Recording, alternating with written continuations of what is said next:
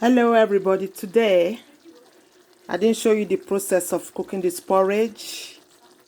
Yam porridge with tomato sauce, puree tomatoes, garlic, onions, ginger, chili, fresh chili, and granite oil. They're just chopping some coriander on top. So this is what I've been cooking today.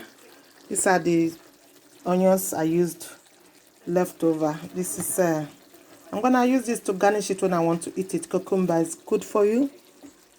And that is my basil fresh leaf.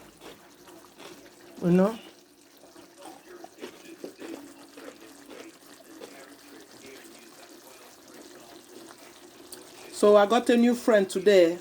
Thank you, my good friend.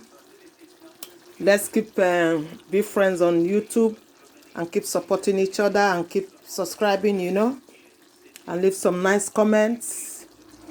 Okay, guys, thank you for my new friend. Thank you for my new subscribers.